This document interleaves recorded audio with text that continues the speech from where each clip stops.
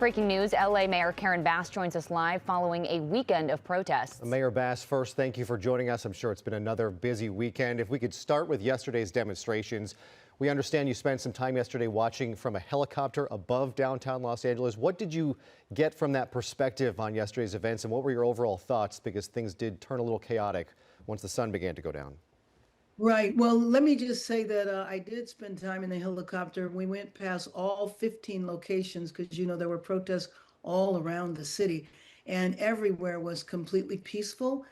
However, I also, when we were over downtown, we saw when the protest was beginning to get a little bit out of hand, and it looked like it was the barricade to prevent people from going where they might have gone on the freeway.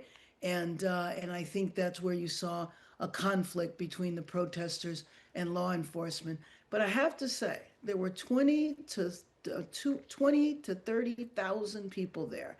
It was overwhelmingly peaceful. With all of those folks, you would have imagined there would have been hundreds of arrests.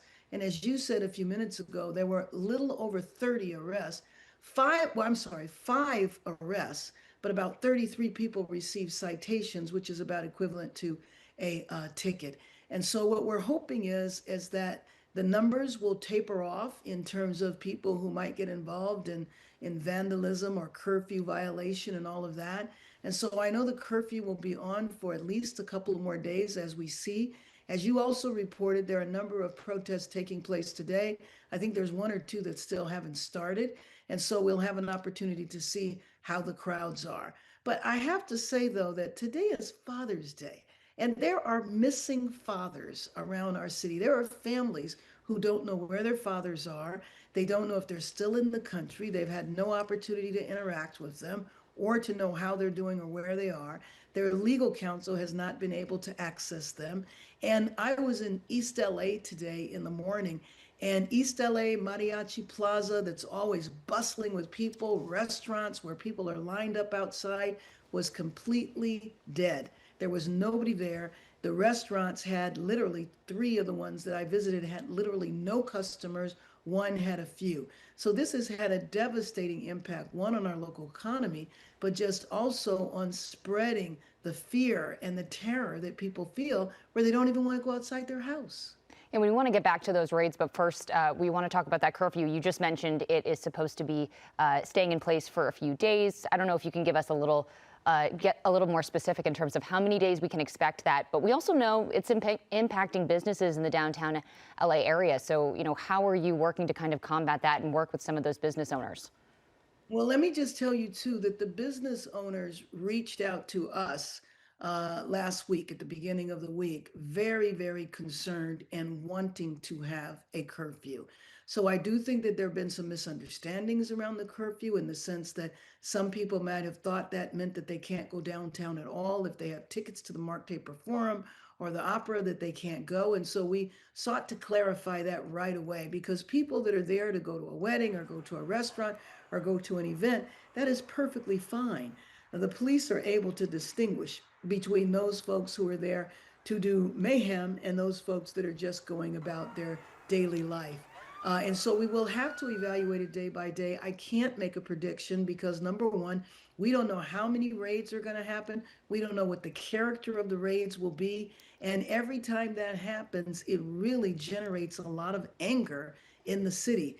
But the impact that this is having on our local economy, I'm afraid if it continues on much longer, will be deep and profound. Yeah, let's talk about that. A lot of anger, a lot of fear. People are afraid to leave their homes at times. If we could talk about those raids, the Trump administration says they are going for targeted raids, but as you have mentioned, some of them just seem indiscriminate at times. This is the United States. You are not supposed to have to show your papers if you go out in public.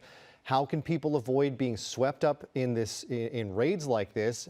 And how can the federal government come after people and ask them for identification, or to even talk to them if there's no crime happening right there in that area?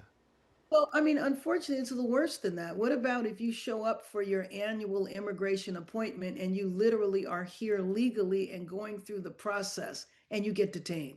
Then you're left with the sense of, it doesn't matter if I'm legal here or not. It doesn't matter if I'm a U.S. citizen, because we do know that U.S. citizens have been taken as well. But it's hard for me to say it's targeted when you go into a swap meet and you start randomly pulling people over. It's hard for me to believe that it's targeted if you are essentially going up to a group of nannies in a park and questioning them, or you're going to a Home Depot parking lot, or you're going to a church. All of these things have happened, and that creates a sense of terror and fear of people not wanting to leave their homes. And now we're talking about organizing uh, food deliveries where we go to people's homes when we know that they're afraid to come out to buy groceries. This is just awful. And I don't think that the Trump administration understands how our economy can't function without immigrant labor. You know, we have sectors of our economy, the construction industry, the fashion industry, 4,000 independent businesses who are basically the fashion industry downtown is a ghost town. These Yeah. are having major impacts. We saw a continued presence of the National Guard and Marines yesterday guarding the federal complex, and you have said that those troops are not needed here in LA. Have you spoken with President Trump yet about how long these federal agents will be here? No, I do have my request to speak with him, but I have not heard anything back yet. I will continue to try.